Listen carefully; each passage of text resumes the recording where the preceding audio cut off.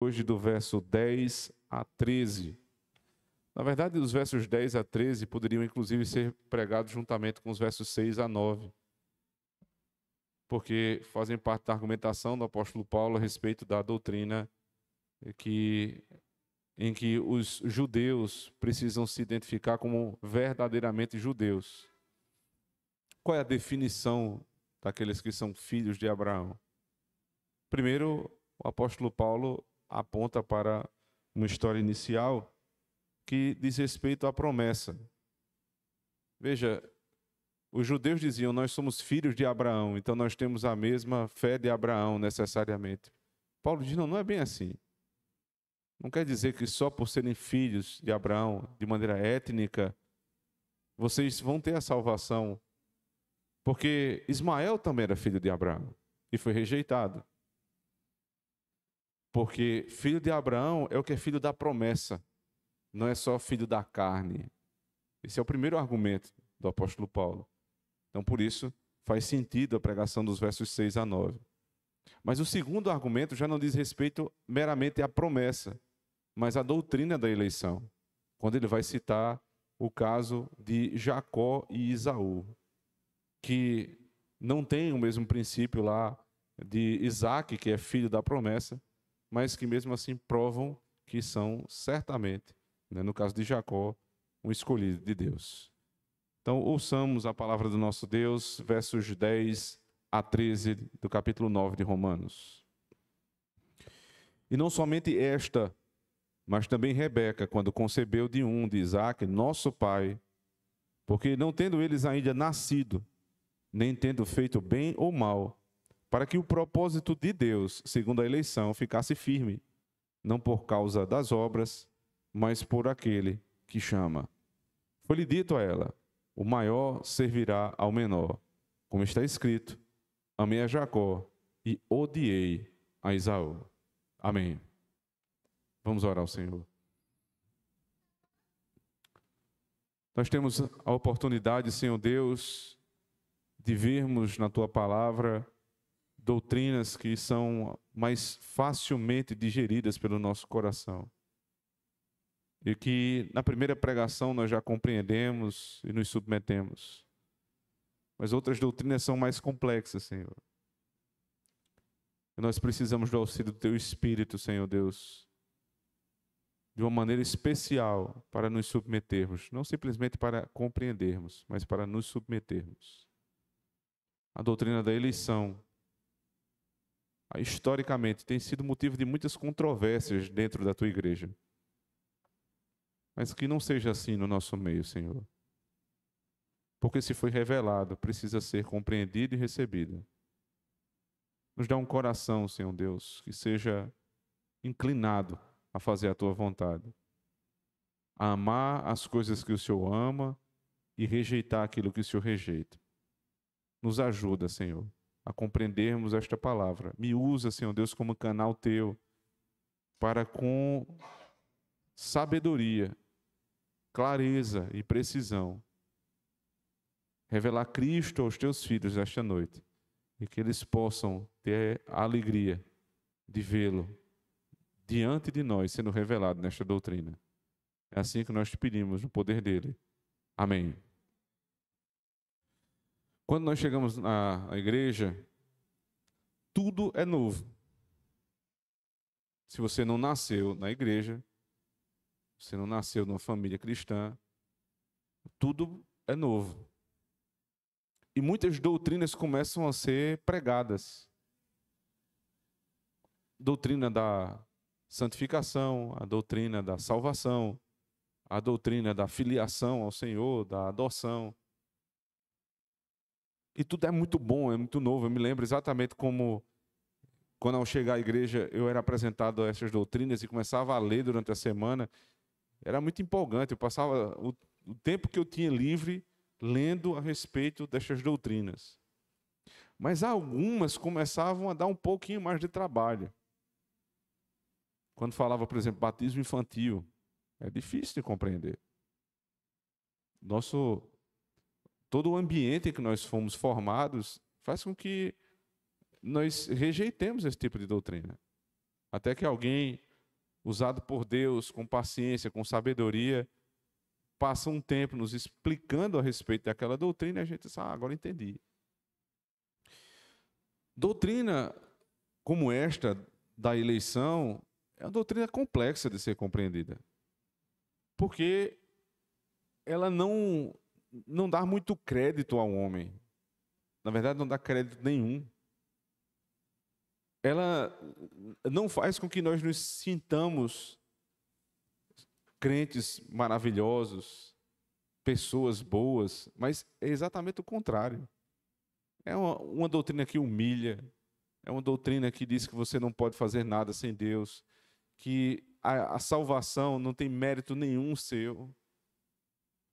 Então, ela é contranatural, ela é antinatural. Porque, naturalmente, o homem sempre quer ter algo de bom naquilo que ele tem relacionamento com o seu Senhor.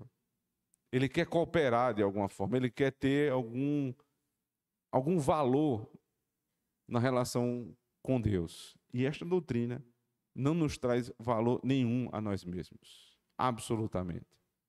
Ela é humilhante. Ela é constrangedora. Ela nos coloca no lugar onde nós devemos estar, com o rosto no pó, envergonhados, porque não fizemos nada a não ser pecar. Então, diante de uma doutrina como essa, a veemência de quem argumenta precisa ser cada vez maior. Os argumentos utilizados pelo apóstolo Paulo, eles começam a escalar. Porque o apóstolo Paulo tem muito disso, né? Ele tem como um interlocutor imaginário, ele pensa à frente daquilo que vão perguntar a seu respeito.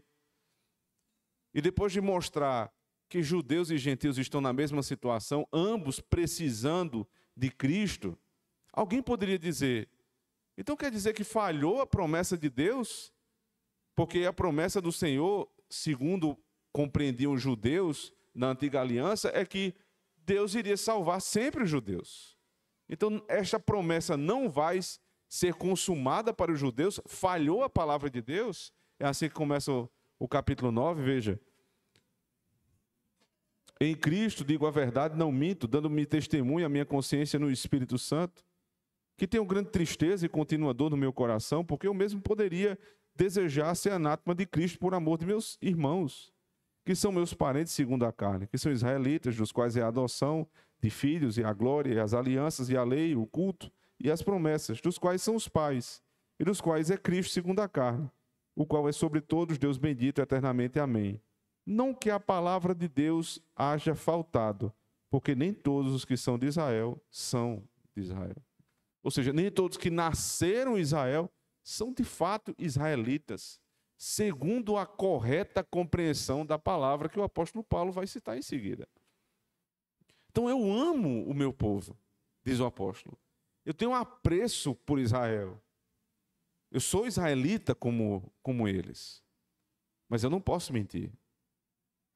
Por outro lado, eles não podem achar que a palavra de Deus falhou, porque nem todos estão sendo salvos, porque a interpretação correta das promessas de Deus nunca foi essa.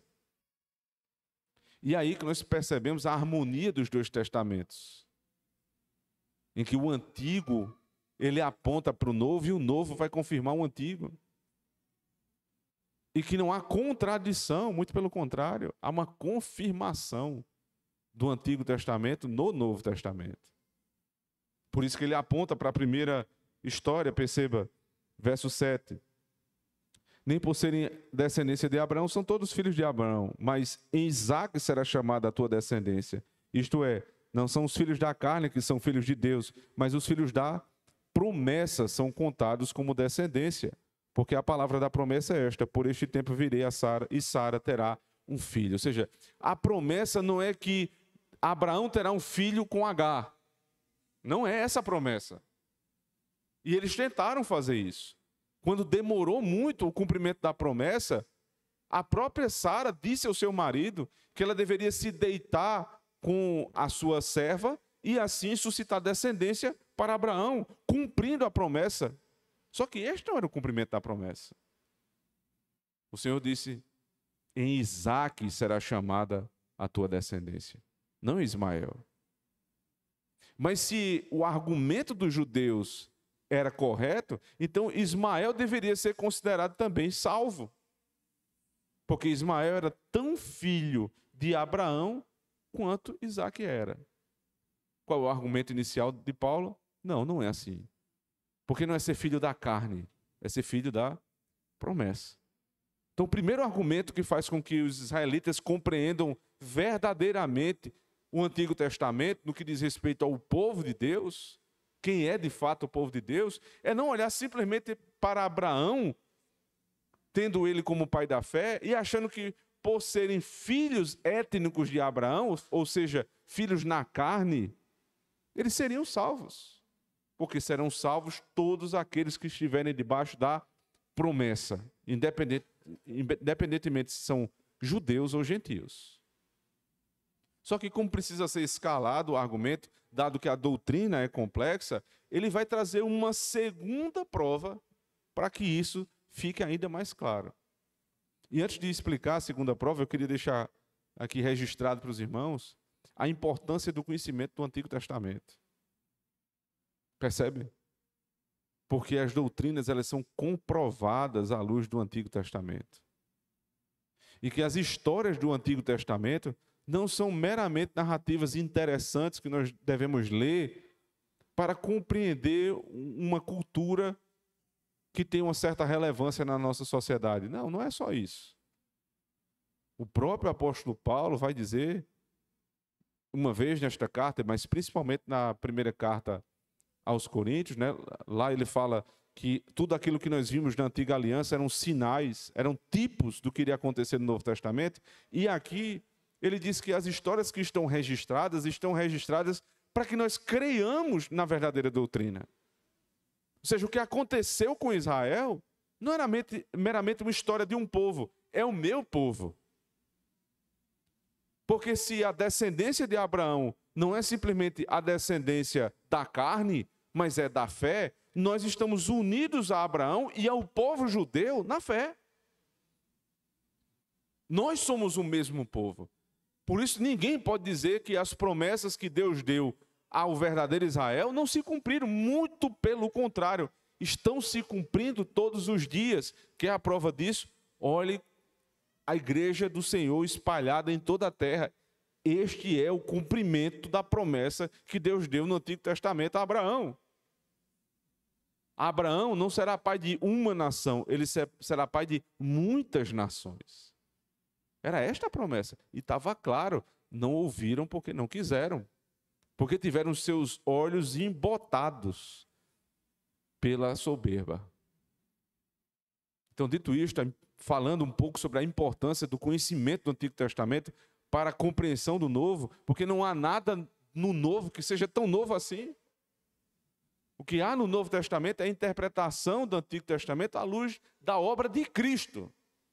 Mas não um novo compêndio doutrinário, mas a mesma sorte de doutrinas do Antigo Testamento que são interpretadas agora diante da consumação da obra do Messias. Então, na escala do apóstolo Paulo, o próximo argumento é este. Observe verso 10. E não somente esta, se referindo a Sara, mas também Rebeca, quando concebeu de Isaque, nosso pai. Por que citar agora não mais Sara, mas Rebeca, juntamente com Isaque? Porque alguém poderia dizer o seguinte: no exemplo anterior, em que Ismael foi preterido e Isaque foi escolhido, o argumento mais comum contra a eleição é o seguinte: claro que Deus iria escolher a Isaque e não a Ismael, porque Ismael era filho de uma mulher que não era mulher legítima de Abraão. Então, por isso que ele foi escolhido.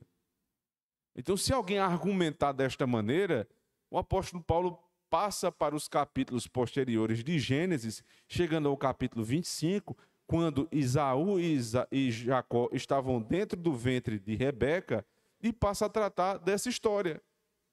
E dizer agora aqui não faz mais sentido esse argumento. Por quê? Veja o que ele diz. Na parte B do verso 10. quando concebeu de Isaque, nosso pai. Ou seja, Rebeca concebeu de um só homem. Ou seja, os dois filhos, Jacó e Esaú, tinham o mesmo pai e a mesma mãe. Então já não dá para usar o argumento de que um era filha de uma concubina. Porque ambos eram filhos de uma mãe legítima. Então, o apóstolo Paulo está escalando o seu argumento para mostrar que a eleição ela não depende simplesmente do que os homens fazem, não depende em nada disso, mas daquilo que Deus quer. Então ele continua no verso 11: porque não tendo eles ainda nascido, nem tendo feito bem ou mal, para que o propósito de Deus segundo a eleição ficasse firme, não por causa das obras, mas por causa daquele que nos chama. Então veja só, quando foi que Deus elegeu Jacó e rejeitou Esaú? O texto diz: eles não haviam nascido. A eleição se deu antes do nascimento. Se você abrir comigo Efésios capítulo 1, Efésios capítulo 1, verso 3 em diante, diz assim: bendito Deus e Pai de nosso Senhor Jesus Cristo, o qual nos abençoou com todas as bênçãos espirituais em lugares celestiais em Cristo. Verso 4, como também nos elegeu nele. Quando? Antes da fundação do mundo. Quando é que se dá a eleição? Antes da fundação do mundo. Não é simplesmente antes de Jacó ter nascido, mas isso se Deus deu antes de existir história. Não só antes de existir Jacó e Esaú, mas antes de todas as coisas acontecerem. Para que fique claro que a eleição não depende daquilo que eu faço. Mas para isso ficar mais claro, é necessário que nós voltemos ao texto de Gênesis 25, para que a gente possa lembrar dessa história. Volte comigo, por favor. Gênesis 25. A partir do verso 24.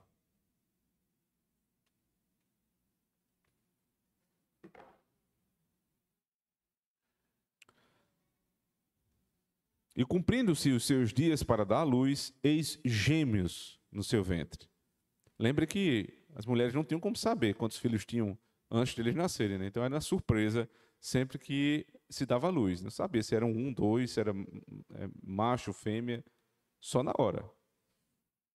E cumprindo-se os seus dias para dar à luz, eis gêmeos no seu ventre. E saiu o primeiro ruivo, e todo como um vestido de pelo.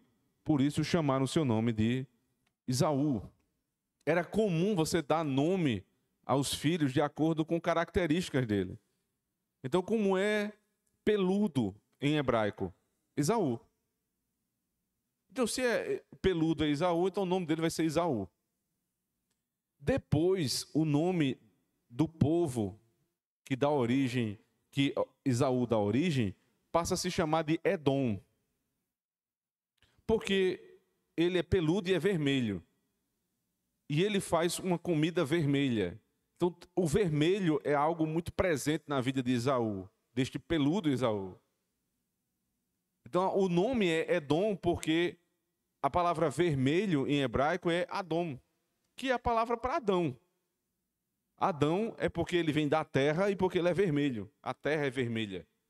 Aqui fica claro que este homem, ele tem características que dão origem ao seu próprio nome. Esaú é peludo, então o nome dele vai ser Esaú, em hebraico, peludo.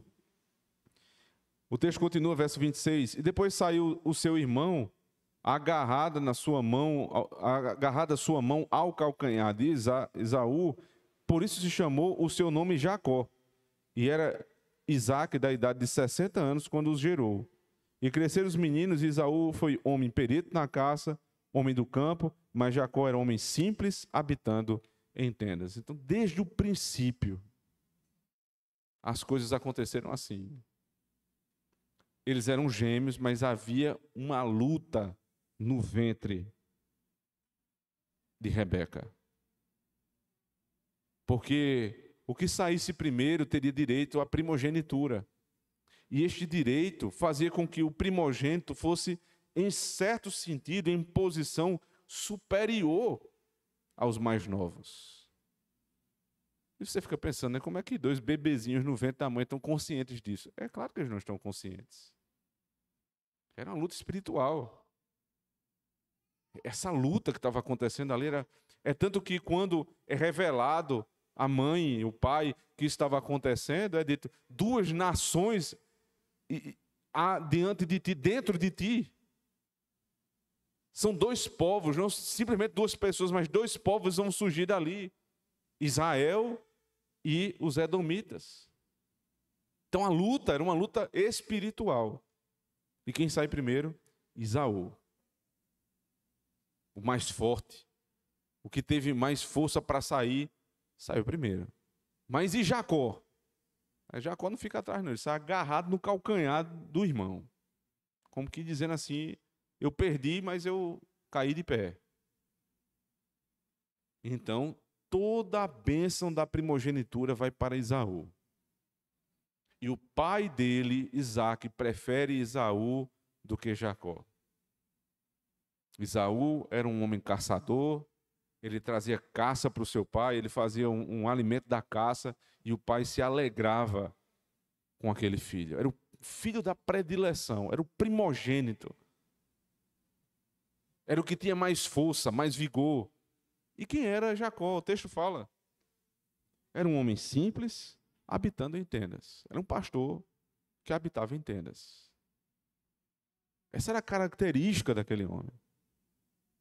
Era um homem que trabalhava de maneira mais pacata e era um peregrino habitando em tendas. E o outro era forte, valente, parecia que podia todas as coisas. Mas o texto continua. Verso 28. E amava Isaque a Esaú, porque a caça era do seu gosto, mas Rebeca amava a Jacó. E Jacó cozera um guisado, e veio Esaú do campo, e estava ele cansado. E disse Esaú a Jacó: deixa-me, peço-te, comer deste guisado vermelho, porque estou cansado. Por isso se chamou Edom. Perceba? O guisado vermelho, por isso se chamou Edom. Porque a palavra vermelha é Adom. Então ele vai se chamar Edom. Então disse Jacó: vende-me hoje a tua primogenitura. E disse Esaú: eis que estou a ponto de morrer, para que me servirá a primogenitura? Então disse Jacó: jura-me hoje. E jurou-lhe e vendeu a sua primogenitura a Jacó. E Jacó deu pão a Esaú e o guisado de lentilhas, e ele comeu e bebeu e levantou-se e saiu. Assim desprezou Esaú a sua primogenitura. Percebe o comentário do narrador? Ele não vendeu, ele desprezou a bênção de Deus. Os 2 cresceram, se tornaram homens, e Esaú sempre era o preferido do pai. E Jacó via aquilo. A mãe o amava, mas o pai não tratava como tratava o seu irmão. Era o primogênito. Então ele disse: um dia que eu tiver a oportunidade, eu vou resolver isso aqui. E quando Esaú estava voltando do trabalho, com fome, ele disse: me dá esse prato de lentilhas para eu comer. E Jacó diz assim: me vende a tua primogenitura? Alguém vai dizer: que homem malicioso, só pensava em dinheiro, só pensava nas bênçãos e enganou o seu irmão. Mas não é assim que nós devemos enxergar. É o contrário. Porque Jacó, nesse momento, ele estava enxergando a bênção de Deus acima de um prato de lentilhas. A visão de Jacó era esta: as coisas de Deus são superiores às coisas desse mundo. E eu daria tudo para ter a bênção do Senhor. Enquanto isso, aquele que tinha a bênção de Deus, que era privilegiado pelo nascimento, desprezou a bênção do Senhor e vendeu a primogenitura por um prato de lentilhas. Sabe o que é que Esaú está fazendo aqui? Confirmando aquilo que Deus já tinha dito desde a declaração da eleição de Jacó. É um ímpio. Então aqui você percebe que o argumento que muitos usam contra a doutrina da eleição, que é, se há a doutrina da eleição, então não há responsabilidade humana. Se há a doutrina da eleição, então há injustiça da parte de Deus. Se nós lembrarmos lá do texto de Romanos 9, estas duas perguntas também são antecipadas pelo apóstolo Paulo. Porque no verso 14, que nós vamos ver semana que vem, a pergunta que o apóstolo Paulo antecipa com esse interlocutor imaginário é: há injustiça da parte de Deus? Aí ele diz o quê? Certamente não. Não há injustiça, porque por justiça todos estariam no inferno. Então não há injustiça. Mas no verso 19, ele fala sobre responsabilidade. A responsabilidade do homem não é retirada. Por quê? Porque se comprova na vida do não eleito que ele é um ímpio. Não é um homem bom, maravilhoso, correto, temente a Deus que vai para o inferno, não. É um Esaú da vida. Agora, ele não está sendo preterido por aquilo que ele fez. Ele já nasceu preterido. Por outro lado, ele age de acordo com a preterição. Aí voltando lá para Romanos 9, e não desmarque Gênesis, por favor, mantenha aberto. Romanos 9.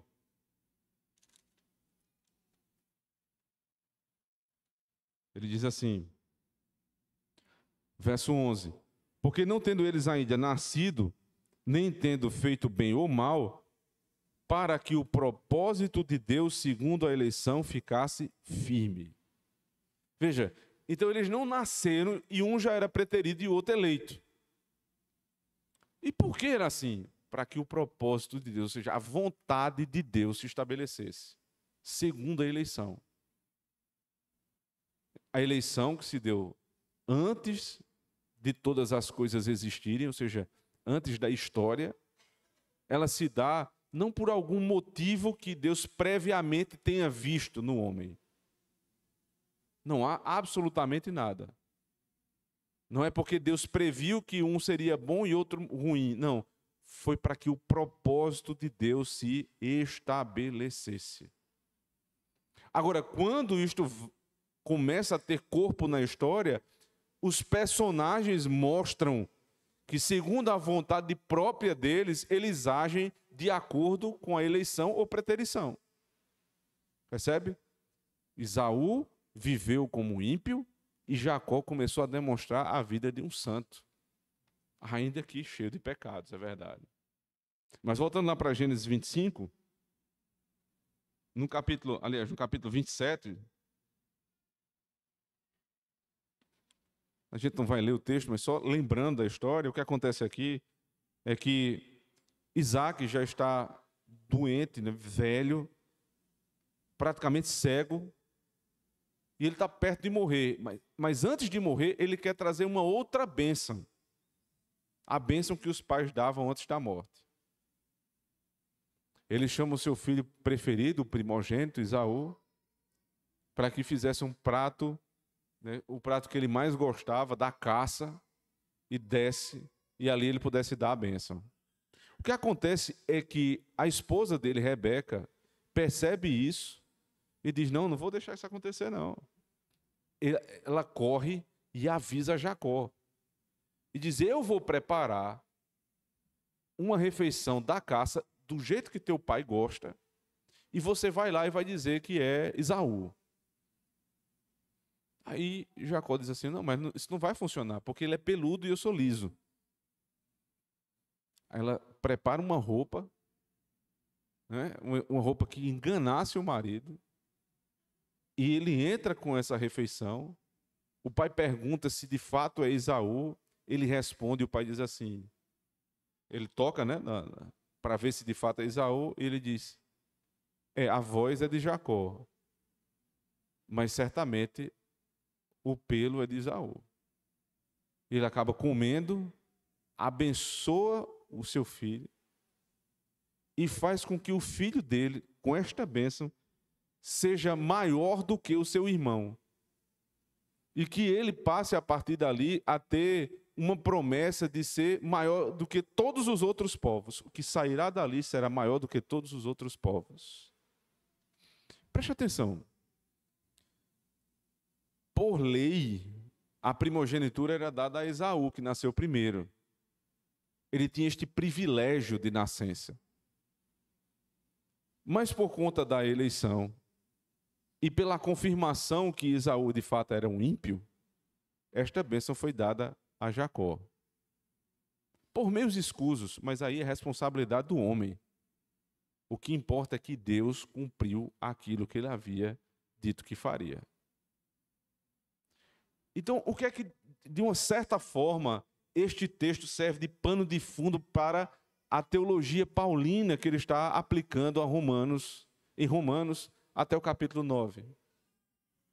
Vocês, israelitas, se portaram como Esaú.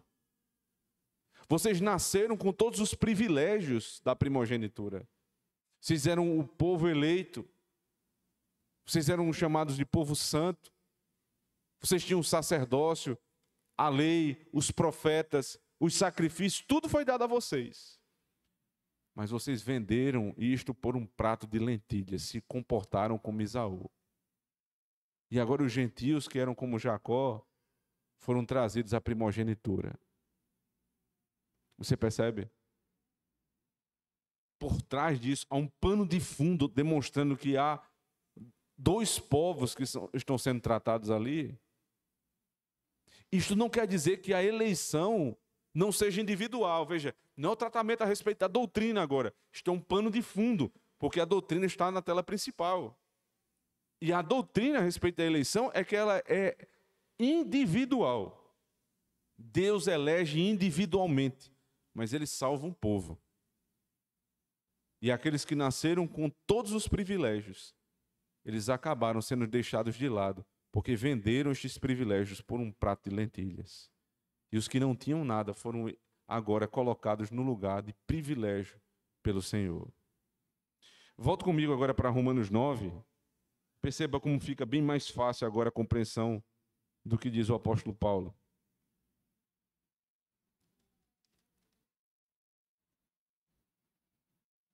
Verso 10. Não somente esta, mas também Rebeca, quando concebeu de Isaque, nosso pai, porque não tendo eles ainda nascido, nem tendo feito bem ou mal, para que o propósito de Deus, segundo a eleição, ficasse firme, não por causa das obras, mas por aquele que chama.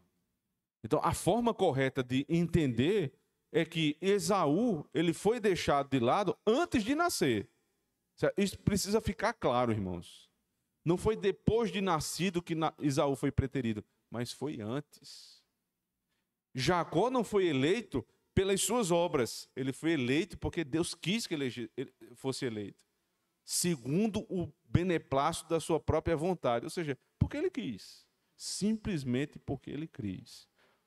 Para refutar o argumento de que estas coisas se dão pelas obras.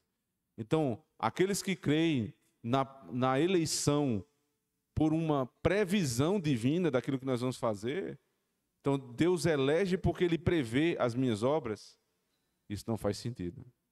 Porque não foi assim na citação aqui de Gênesis 27, 25 e 27, estabelecendo aquela história como um princípio que forma o fundamento da doutrina da eleição. Nesse momento eu só posso me lembrar de uma frase muito conhecida de Charles Spurgeon, um pregador batista do século XIX, que diz: creio na doutrina da eleição porque tenho absoluta certeza que, se Deus não me escolhesse, eu jamais o escolheria. Tenho certeza que Ele me escolheu antes de eu nascer, ou do contrário, nunca me escolheria depois disso. Grande verdade. Ou Deus me escolheria, eu jamais o escolheria. Agora, entendo Ele me escolhido, só pode ter escolhido antes de eu nascer. Porque se Ele esperasse eu nascer para me escolher pelas minhas obras, eu estava perdido. Só é possível haver eleição se for antes, ou seja, que não dependa de mim. Porque se depender de mim, eu estou perdido. Aí o apóstolo continua, verso 12. Foi-lhe dito a ela, o maior servirá ao menor. Foi-lhe dito quando? Antes.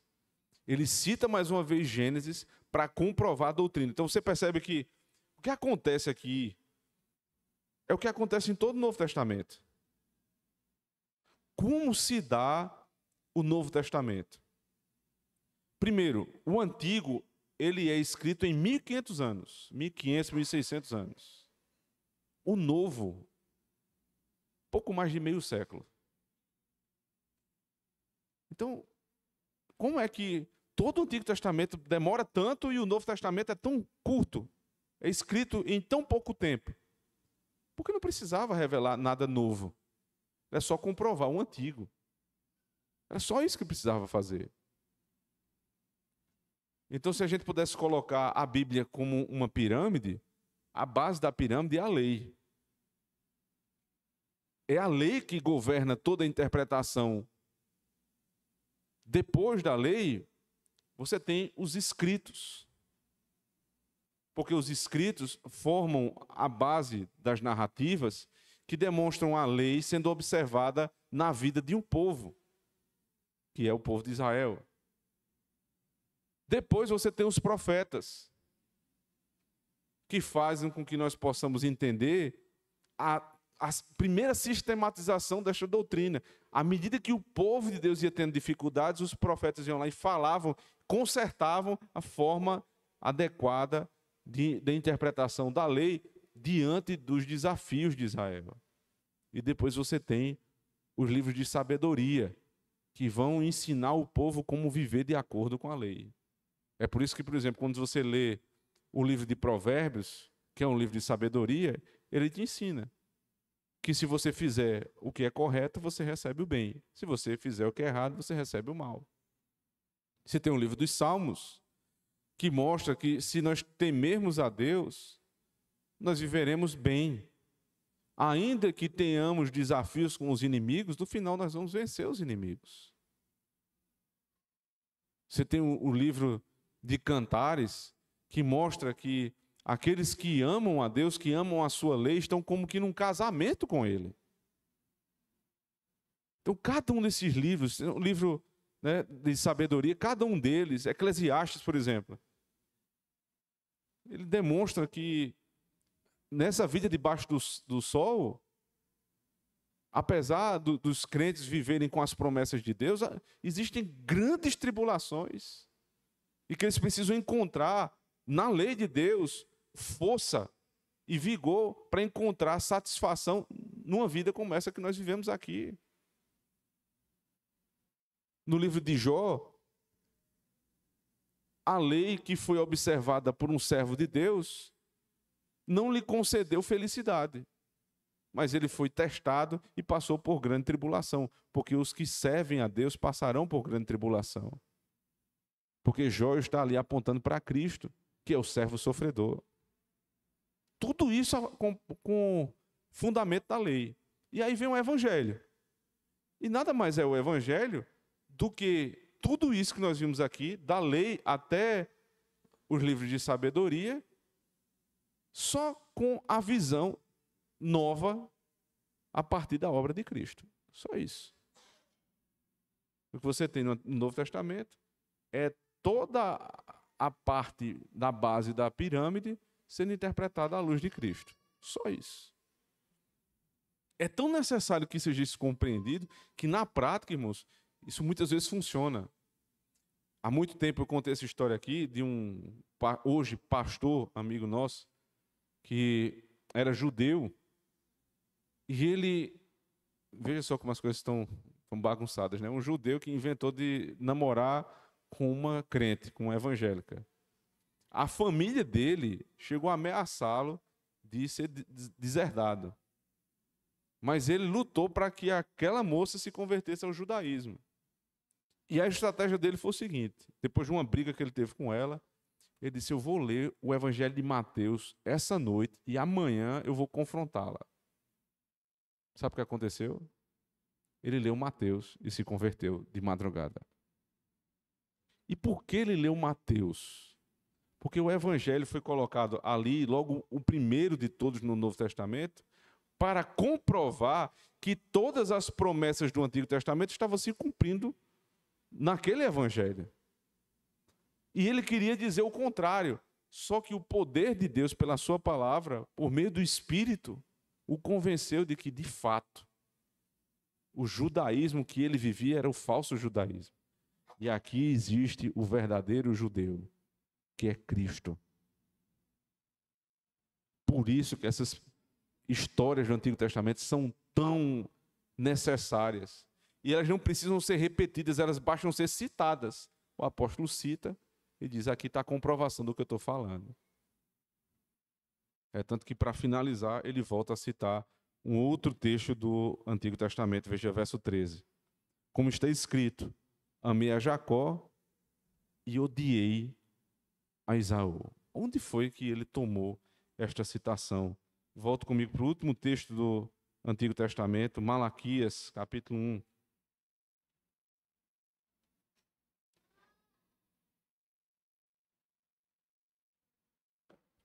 Peso da palavra do Senhor contra Israel por intermédio de Malaquias. Eu vos tenho amado, diz o Senhor, mas vós dizeis, em que nos tem amado?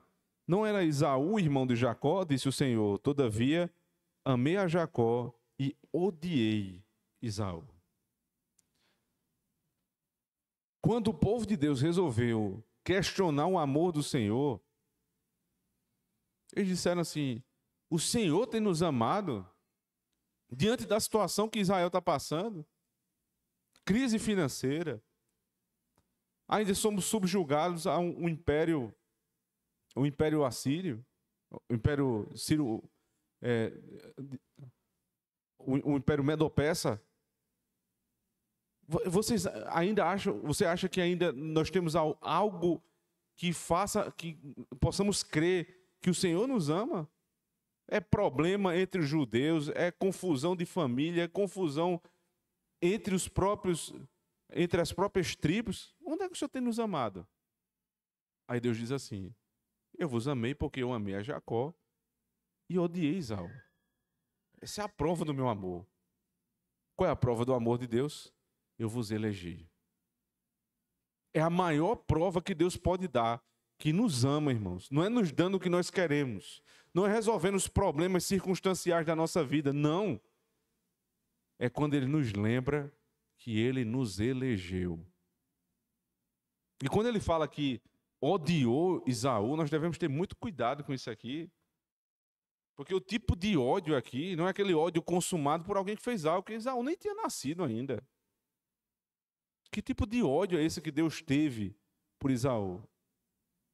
John Stott, ele nos ajuda, juntamente a Charles Hodge, a interpretar esse texto à luz de dois textos do Novo Testamento, especialmente dos Evangelhos, mostrando que não é uma doutrina só paulina e apostólica, mas é uma doutrina do próprio Cristo.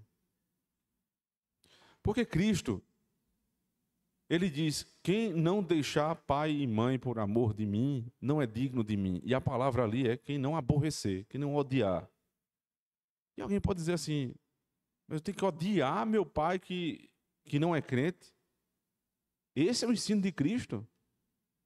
Mas esse texto de de Lucas precisa ser compreendido à luz de Mateus, que diz que ninguém pode amar nenhuma criatura acima do Senhor. Então, é neste sentido, o ódio, o aborrecimento, aqui é neste sentido. Eu não posso amar mais a ninguém que não o próprio Deus. Então Deus, a melhor forma de nós compreendermos aqui é, Deus amou a Jacó e Ele preteriu Esaú. Ele deixou de lado. Não é que ele tinha um ódio consumado por Esaú, porque Esaú nem tinha nascido ainda. Mas ele odiou no sentido de que ele preteriu, ele deixou de lado, ele amou mais a Jacó do que a Esaú. Uma doutrina como essa, irmãos, que diz que Deus ama quem quer e Deus não ama a quem Ele não quer, é uma doutrina que acaba com o homem. Porque você fica pensando, por um lado, então quem não é eleito não tem nada que essa pessoa faça que possa o fazer ser salvo. E isso é verdade. É uma forma de enxergar a verdade. Mas antes de você se angustiar com as pessoas que não se salvaram ainda na tua família, dentro das tuas amizades, e ficar, de uma certa forma, raivoso com a doutrina, você deveria pensar de outra forma. Não é assim que nós compreendemos e aplicamos a doutrina para a nossa vida. Muito pelo contrário. Isso quer dizer que todos os que foram eleitos podem estar onde estiverem agora, fazendo seja lá o que for. Quando nem eu mesmo tenho mais esperança que estas pessoas da minha família, meus amigos e colegas de tanto tempo, que eu olho e diz assim, não, isso aí está perdido. Esta doutrina nos ensina que é possível que estas pessoas sejam salvas. Sabe por quê? O apóstolo Paulo, que escreveu esta carta, foi salvo, foi convertido quando estava a caminho de uma cidade onde ele iria perseguir e matar os crentes. Foi nesta circunstância que Paulo foi salvo. Então, ou você vai brigar com a doutrina, ou você vai dizer o seguinte: é a esperança que eu tenho para que os meus parentes, para que os meus amigos sejam salvos, é lembrar que na doutrina da eleição, os que são eleitos podem fugir o tempo todo, mas um dia, o dia que está determinado por Deus para que eles sejam salvos, serão salvos. É um alento numa circunstância como essa. Em segundo lugar, em relação a nós mesmos, é segurança. Porque em momentos, em períodos da vida onde nós estamos, né, mais fracos, suscetíveis a cair em mais pecados, nós duvidamos da nossa fé, duvidamos até da salvação. Essa doutrina nos faz lembrar que se fomos eleitos por Deus, Ele nos tirará dessa situação. Ele nos dará força. E isto não para que nós nos afundemos no pecado, pelo contrário, para que nós nos esforcemos para voltar a ter uma vida santa. Porque os eleitos de Deus são chamados à santidade. E por fim, esta de fato é uma doutrina difícil de ser compreendida. Porque ela esmaga o coração soberbo do homem. Ela é difícil, não é impossível. Assim como Paulo compreendeu, sendo ele judeu, nós podemos compreender também. E se existem pessoas que ao seu redor têm dificuldade com a doutrina da eleição, tenham paciência. Tenham paciência. Logo que eu fui eleito presbítero, com 26 anos, eu tinha um primo um pouco distante que estava congregando na mesma igreja em que eu estava servindo, e ele compreendeu várias doutrinas, mas ele tinha uma dificuldade imensa com a doutrina da eleição. E eu gastava horas com ele, explicando, ele sempre tinha algo para rebater. Um dia ele foi na minha casa, disse, você vai para lá e a gente vai conversar a noite todinha até você entender. Mas ele entendia um ponto e depois levantava outro. Quando eu já não tinha mais força nem argumentos, eu me lembrei de um livro chamado Eleitos de Deus. E, se eu não estiver enganado, é de R.C. Sproul. Esse livro é fantástico. Eu disse, meu amigo, é o seguinte, olha, lê esse livro aqui, se você não entender, aí tu não é eleito. O que eu vou pensar é que tu não é eleito, que não tem condição. Ele leu, na metade do livro ele disse, rapaz, não tem como argumentar contra isso aqui, não. Ele disse, meu Deus do céu, o que o livro disse, eu já te disse 1 milhão de vezes. Mas não importa. Foi o meio que Deus usou. E dali em diante ele passou a compreender a doutrina da eleição. E a vida dele, em um certo tempo, foi uma vida muito mais leve. Ele era atormentado com os pecados do passado. E passou a ter uma vida mais leve. Essa é uma doutrina, irmãos, que não só nos humilha, mas nos dá segurança e alento. Espero que os irmãos voltem para casa hoje, com a certeza que se nós formos eleitos em Cristo, nada pode nos separar dele. Amém. Vamos orar.